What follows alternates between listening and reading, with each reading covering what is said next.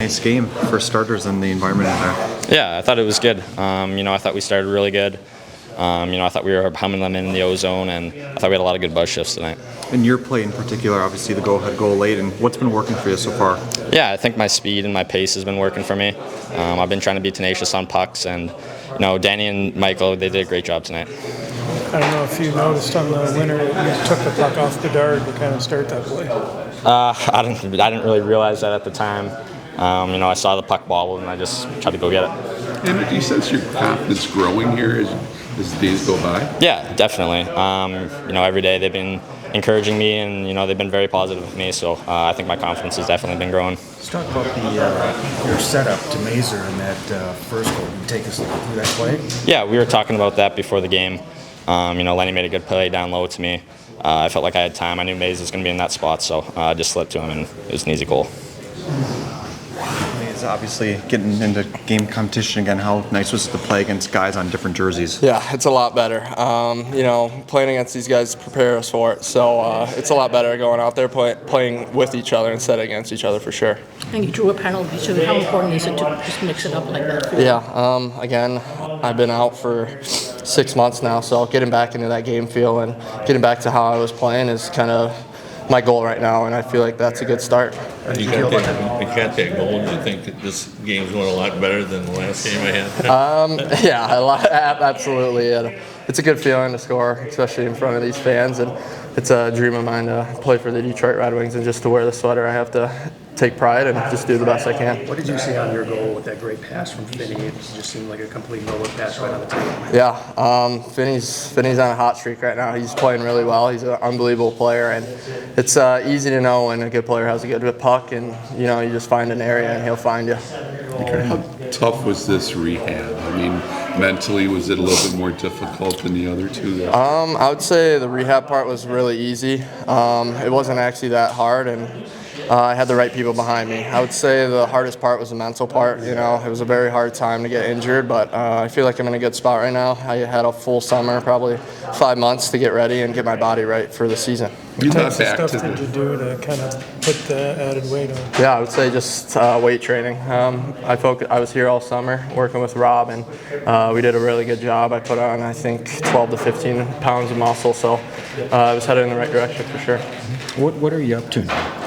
Sorry? What weight are you up to? I'm at 197 to 200 pounds right now. How comfortable do you feel with that at that weight? Yeah, I notice it a lot out there. I know I can use my body more against players, and it's just really just keeping weight on my frame. I know I've been hurt a lot, so it's something that I needed to do, and it's something that I'm very happy that I got done. Have you thought back a lot to that night, and it's like you just shake your head, or what? I wouldn't say I really thought back to that night. It still was a dream of mine. It still came true. Still made it to the NHL, but it makes me want it even more now. I remember you talked about you wore 43 for Darren Helm. You switched it up. Was that? Honestly, I think I just needed to change something. I've been injured enough. I feel like I wanted to just change back to 34. That was my number in college, and I did pretty well there, so I think it was a good change. That was kind of Darren Helm's early career, too. He got hurt a lot. Yeah. It turned out pretty good for him. Yeah, I don't know. We'll see. I hope so. Are you guys pretty confident then that added weight is going to be? Is that what they were kind of telling you? Or? That's always been a thing they wanted me to do. I know that was, again, how I play. I need to have the weight on, and I need to just use it to my advantage. So yeah, I think it was a major point that they wanted me to get done. Thanks, Mary. Who stood out to you tonight? Well, there's two ways of looking at the game. There's the team play and then individually. From a team perspective, I thought we started out a little bit trying to feel our way into the game, and then when we began to understand the value of what a shot can do and the tenacity of going and hunting pucks down off of that, I thought it got a lot better for us. We played, you've heard me say gas pedal and brake for lack of a better analogy. I thought we were on the gas a lot. So from a team perspective, that was really good to see. Some of the stuff we put in play in Traverse City for 3 days showed up. There's still some stuff to polish up, but it appeared.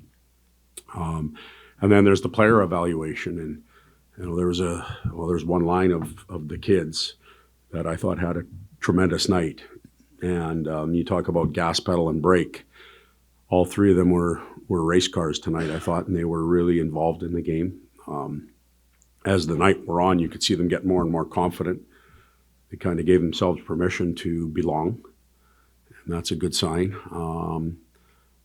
So they had good games, and then there was others up front that played pretty solid. Back end, I thought Ian Mitchell had a really good game. I thought he was aggressive all over the rink when he needed to be.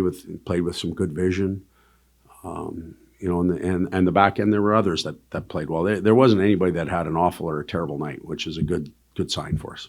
And just with Carter Mazur, how good was it to see how involved he was after his season ended? I'm sorry? Carter Mazur? Carter Mazur, yeah. So Carter, when you're in training camp and you're up high and you're trying to watch 40 players at once, it's hard to pick up some of the little things that individuals do. Now I get behind the bench, I only really need to worry about 18 skaters because the two goalies, and then you begin to appreciate players a little bit more for some of the things they do. And I thought Carter, like our team, started a little bit slow and then got himself going in the second period. He had some nice touches, broke up some plays, but also made in tight little offensive plays. So it was good to see him. My experience with him was 15 seconds long last year. So for me personally, I know the organization knows him, but for me personally, it was good to see him, play live on the bench, and he did a good job. Todd, that grit that he plays with, and just that little bite, that would be a useful thing in the lineup here eventually at some point, right? I mean, well, if a player can bring that and contribute everywhere else, doesn't matter what your name is, we could use that. And certainly Carter has that. So if he keeps, he keeps bringing it. He's worked really hard over the summer. He's put some weight on, so he's getting used to carrying that weight around too. So we expect him to get even faster and anticipate a little bit more once that weight settles in and he can carry it around the ice. And it should protect him more from injury. But I think he's just going to get better. One more, just Finnie's playing well, but how do you evaluate him, Todd? I mean, is there a different sort of plan for him? You know what I mean? It's like, no, I think that if I'm Emmitt or any of these other players, I self-evaluate when I go home. Was I happy with what did I accomplish what I individually set out to do? How did I affect the outcome of the game as a team? And what do you want me to do tomorrow? And just if he just keeps doing these things and doing these things, the days will keep ticking on and we'll eventually have to make decisions. We talked about Alex Laferriere. We had him in Los Angeles. So it was kind of the same thing. He just kept, and every day he kept coming and we kept on going, and pretty soon it was Christmas and he was still there. Now, I'm not saying Emmitt is that player, but that's how it happens sometimes for some. And, he's on the right track. With Carter Bear and obviously the injury that he's coming back from, to see him in this kind of environment for the first time, what did you think of how he handled it and how he played? You could see why he was drafted where he was drafted. In my opinion, I thought in those really tight areas and the ability to get the shot off and make tight plays, the long stuff he's going to get used to. The game is faster, it's heavier, and he's just spent a summer basically of rehab. So a summer of rehab and a summer of training are two different things. I think Tangs describes him like he's an outstanding player, but still a bit of a boy. And by the time he becomes a man, whether he's here or not, he might leave this year and come back, and we'll be going, that's the same Bear. It happened with guys in Edmonton. Connor McDavid, he left, he came back, and we're going, holy, who is this guy? Like, they just mature and they grow up and they start to shave and they do all those things. Like, they just become men. And Carter will do that. Yeah, Todd, with Finnie, I know, a 7th round pick maybe sometimes goes under the radar, but was there a particular moment that he caught your eye during this camp or whenever you first took note of him, or anything that he did in particular that stood out? Well, he had a lot of, and still has a lot of individuals rooting for him in the organization. They've appreciated, whether that's the staff in Grand Rapids, some of the players that have come up now and spent time here, and you ask them about players down there, they'll talk about them. It's not always the management team telling us about them. It's other people in the organization that are sharing their opinion. And he always sounded like a type of player a coach would appreciate, a worker, but I see that in him, but there's more there. There's the playmaker, there's the skating part. Coaches can fall in love with workers, but they have to get something, they have to produce too. Emmitt's a worker. He's a tenacious player. He's a good skater so far, but he gets things done. Something happens when he's out there, and so far so good. With Michael Brent setting the guard all over the ice tonight, what were your impressions of his performance? And then also Axel sending Pelika, saw plenty of time on the power play. Your overall impressions of his performance as well tonight? Brant's fit in real well with those other two. I thought Danny had an outstanding game. I appreciated them all a lot more by being down at the ice and on the bench with them. I thought they, again, pushed the gas pedal as hard as they could. They all contributed. They interacted and played well with each other. A good night for all three of those guys on that line. Axe came in and, you can see the tools that he's been gifted. The vision, the deception on the power play, we could see those things. There are some things that, based on tonight's game, I believe he still needs to work on, but we can help him with those things. Sometimes the creativity part and the deception part is really hard for coaches to help players with. The things that he needs, I think we could really help him. And he'll need some time, and we'll keep helping. Todd Wallender's already logged a lot of games in the AHL. Where's his game at now, and how close is he? I think he's close. The first part of the question is really hard for me to answer because I haven't seen him until now. Went to the one playoff game last year. Wasn't a very good game for Grand Rapids. Really hard to evaluate anybody. So this is my first experience with him. For me to give you an accurate answer of where I think he's been and where he is now, I don't know that path. I only know what I see in front of him. He was an effective player tonight, and that's a positive thing. What did you think of Bume's game tonight? I'm sorry? Bume. Shea. It's interesting. He's got great anticipation skills. He makes heady plays.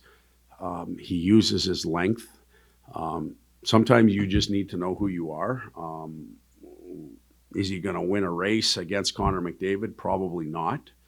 But he knows who he is, and he uses his what he has fairly well. So it was, again, I don't think I could talk about a lot of players in a negative tone.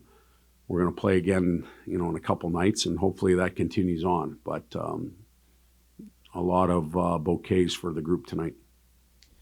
There's a lot of young guys obviously want to impress you. Is it easy to get the message through to them that if they play within the team structure and do the stuff that helps you win, that's going to help their chances more than if they do something flashy or individual? Well, it's a good point, Bob, because we talked about a couple of them. We should be able to see what their strengths really are. Like if you take Axe, for example, Axe, we saw what his strengths were. And now we got to figure out what we can help him with. And if we weren't seeing what his strengths were, well, then we got a big project. It isn't really big. So you're here for a reason. Something got you here. We better see that and then evaluate you on everything else. Now, within the team game, that's what we're here for. We're not in development camp. We're trying to pick a team that can win as many games as possible. So that still comes into play. And, the game management skills, understanding momentum, face-offs, stuff we haven't worked on, that'll also come into the evaluation as camp continues. Ted, you played a lot of kids tonight. What's the plan going? Are you going to try to see more of these kids the first few games, or are you going to go back to the veterans? Or? Well, we have to see them to make decisions on them, but we also have to prepare the. There's a lot of guys that have already made the team. Let's face it, they've made the team, but they have to get their games in order and get ready to play. So we have to play them as well. As camp goes on, we'll prioritize a group of players that we want to continue to see, and then there'll be some that will fall out. That's okay. Just mean they're not quite ready, and we'll just keep playing. And hopefully by the time we get to game 7 and 8, we can be, basically playing a team plus 3, plus 4, making decisions on some of those players, health dependent. But that would be the goal. And in between now and then, we'll wake up tomorrow and we'll look at our lineup and who we think we need to get. We had a lot of veterans that didn't play tonight. They need to get their feet underneath them a little bit. Some teams have played 2 games already, maybe 3. All good? Okay, good night. I'm sorry. Yeah, well, that's error number 1 for the coaching staff. Probably 3 or 4 because we probably made a bunch of mistakes in the game. But we did agree to do a shootout. I think they announced that we won, walked off, didn't even think anything about it. Guys gave the sticks up and they were walking back when we were walking out. So I apologize to the fans for that. That one's on me.